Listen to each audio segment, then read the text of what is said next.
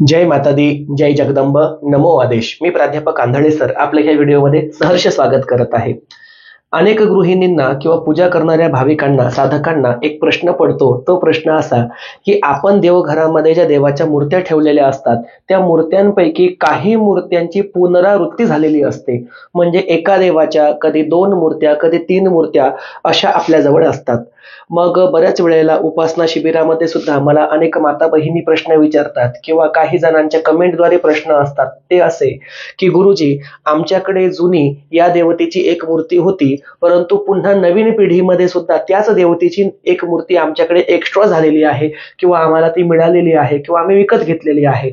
मग आता जुन्या पिढीची ती देवता आणि नव्या पिढीची ही देवता, या दोनही एकाच देवाच्या 2 मूर्ती देवघरामध्ये चालतात का? तर याचं उत्तर मी अनेक वेळेला दिलेलं आहे आणि या ठिकाणी सविस्तर आता उत्तर यासाठी देतोय की काही पुस्तकं आहेत बघा. जसं की एक पुस्तक आहे देवपूजा कशी करावी, हे जोशी काकांनी लिहिलेलं पुस्तक आहे. याशिवाय दुसरं एक पुस्तक होतं, त्याचं नाव होतं असे का धर्मप्रश्नांची उत्तरे. असे का धर्मप्रश्नांची उत्तरे आणि पूजा कशी करावी ह्या दोनही पुस्तकांमध्ये दिलेलं आहे की एका देवापेच्या मूर्ती आपल्या देवघरामध्ये एकापेक्षा अधिक असू नये. म्हणजे गणपती असेल तर गणपतीची मूर्ती एकच असावी, महादेवाचं शिवलिंगही एकच असावं, तुळजाभवानी, रेणुका किंवा सप्तशृंगी किंवा कोल्हापूरची महालक्ष्मी, जी कुठली तुमची कुलदेवी आहे किंवा इष्टदेवी आहे, तिची सुद्धा एकच मूर्ती असावी. एका देवतेच्या 2 मूर्त्या देवघरामध्ये असू नये.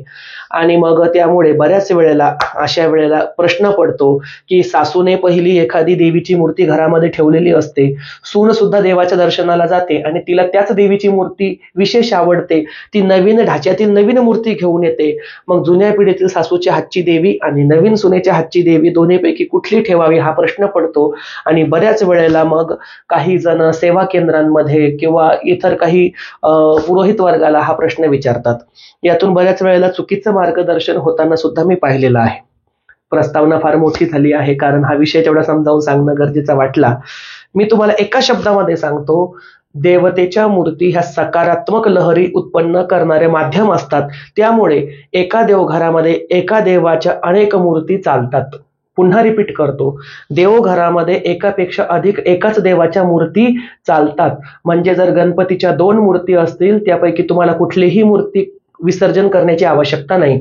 2 कुलदेवतेचे टाक असतील त्यापैकी तुम्हाला एक विसर्जन करण्याची आवश्यकता नाही. एकाच देवीचे 2 फोटो किंवा 2 मूर्ती किंवा 2 टाक असतील त्यापैकी तुम्हाला कुठलाच नेऊन टाकण्याची किंवा विसर्जन करण्याची गरज नाही.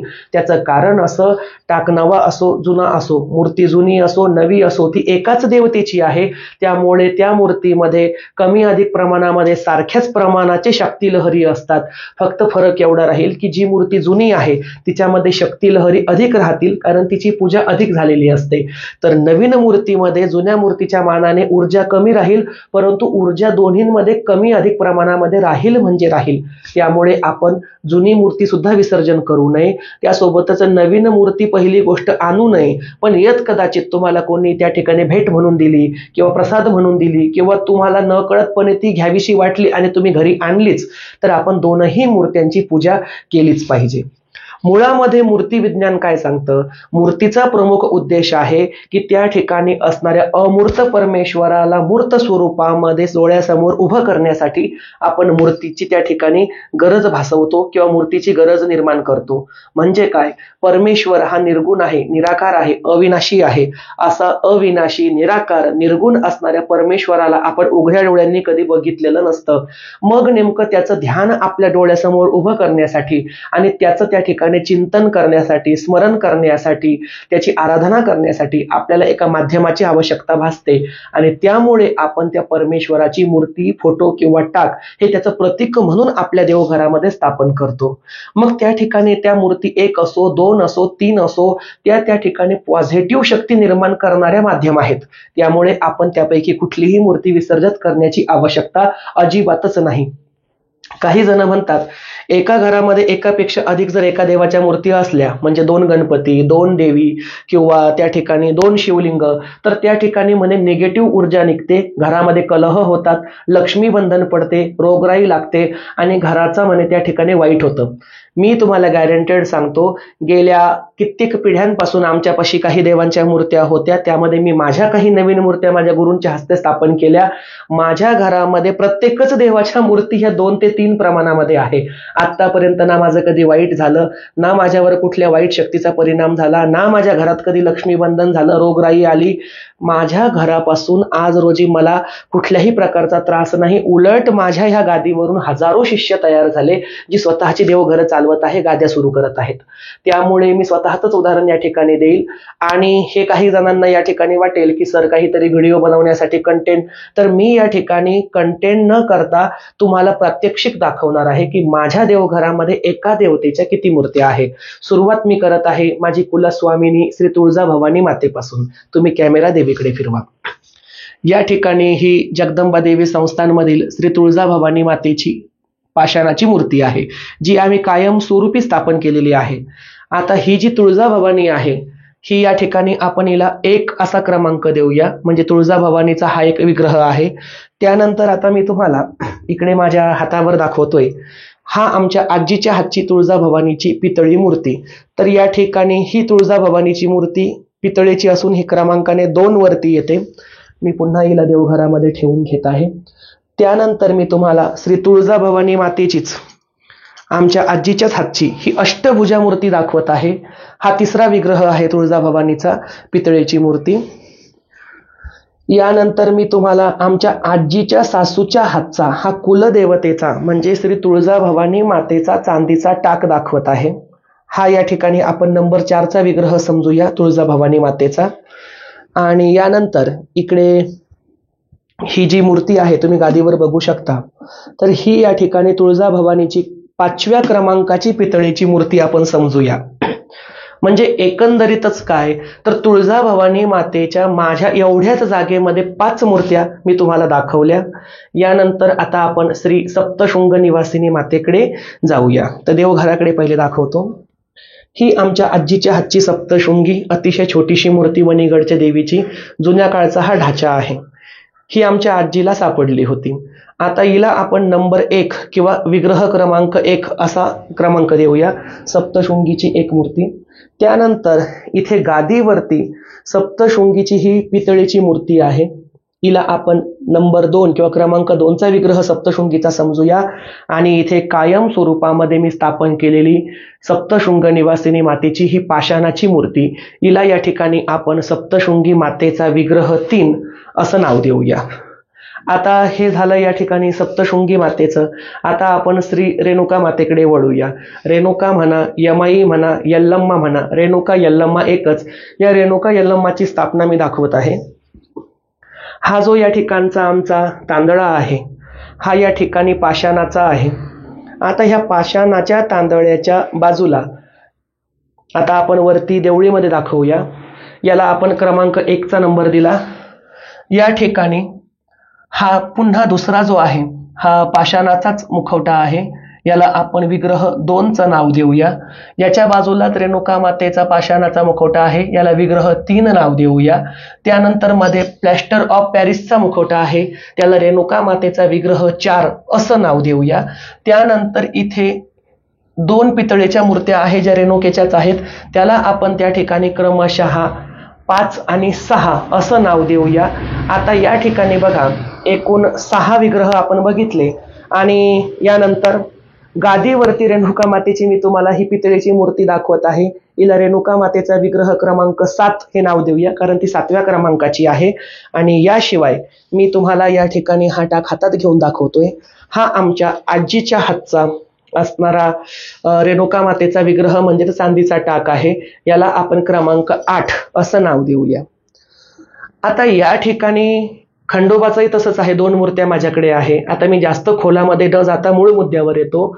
या एवढ्या माझ्या देवघरामध्ये किंवा मंदिरामध्ये या ठिकाणी असणाऱ्या रेणुका देवीचे आपण एकूण 8 विग्रह म्हणजे 8 मूर्त्या पाहिल्या. श्री तुळजाभवानी मातेच्या एकूण या ठिकाणी 4 मूर्त्या म्हणजे 4 विग्रह पाहिले. सप्तशृंगी मातेचे एकूण 3 विग्रह पाहिले.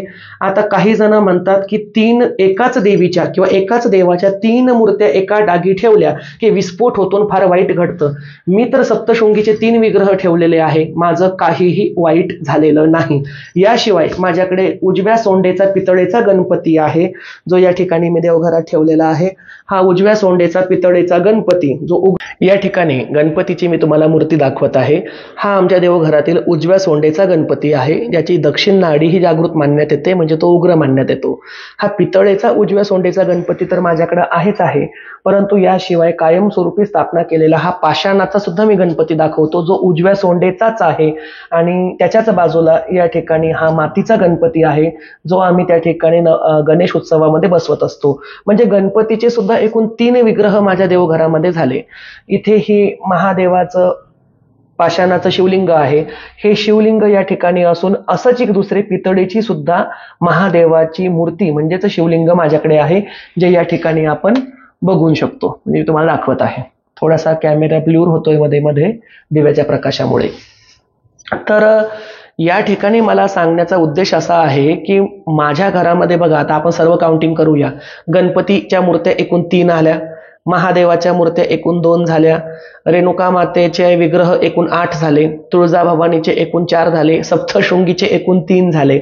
असं म्हणतात ना की एका जागी 3 मूर्त्या ठेवू नये. मग गणपतीच्या आणि सप्तशृंगी मातेचे 3-3 विग्रह असताना ना मला गणपतीचा कुठलाही त्या ठिकाणी धोका किंवा दगा फटका किंवा शाप बसलेला आहे, ना मला सप्तशृंगी देवीपासून कुठलाही शाप किंवा दगा फटका बसला.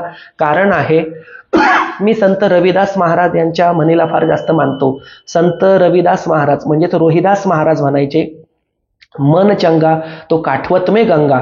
म्हणजे जर माणसाचं मन चांगलं असेल तर काठवत म्हणजे चांबड्याच्या पात्रामधल्या पाण्यामध्ये सुद्धा गंगा प्रगट होते. आणि हे त्रिवार सत्य आहे. तुमची भक्ती खरी पाहिजे, श्रद्धा खरी पाहिजे. आणि जर तुम्ही नवीन मूर्ती आणल्यामुळे घरातील जुनी मूर्ती उचलून ती विसर्जन करत असाल, ती जुनी मूर्ती तुम्हाला श्राप सुद्धा देऊ शकते.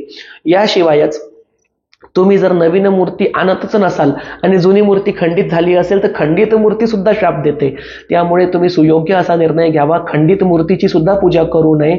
खंडित मूर्तीचे काय नियम असतात, ते कसे असतात, याबद्दल आपण वेगळा व्हिडिओ कधीतरी बनवूया. पण हा प्रश्न मला प्रत्येक वर्षाने विचारण्यात येत होता की गुरुजी, आमच्याकडे ऑलरेडी तुळजाभवानीचा फोटो आहे, मूर्ती आहे, मग आम्ही नवीन मूर्ती किंवा नवीन फोटोची स्थापना कशी करावी. तर मी स्वतःच्या उदाहरणावरून सांगत आहे. मूर्तीचा उद्देश हा त्या ठिकाणी फक्त ऊर्जा निर्मिती असतो आणि त्या ठिकाणी प्रसन्नता, पॉझिटिव्हनेस, सकारात्मक ऊर्जा निर्माण करणे हा असतो. 1 मूर्ती असो, 2 असो, 3 असो, 4 असो, देवाची मूर्ती कधीही वाईट परिणाम देत नसते. तर ही माहिती तुम्हाला नक्कीच आवडली असेल अशी आशा व्यक्त करतो. अशाच निरनिराळ्या माहितींसाठी आपल्या जगदंबा देवी संस्थान देऊळगाव राजा हे यूट्यूब चॅनलला लाईक करा, शेअर करा, सबस्क्राईब करा. चॅनलला सबस्क्राईब करण्यासाठी बेल आयकॉनवरती प्रेस करा, म्हणजेच घंटीच्या बटनावरती प्रेस करा, जेणेकरून आमचा प्रत्येक पहिला व्हिडिओ हा तुमच्यापर्यंत लवकरात लवकर पोहोचेल. सर्वांचं कल्याण असो. जय माता दी, जय जगदंब, नमो आदेश.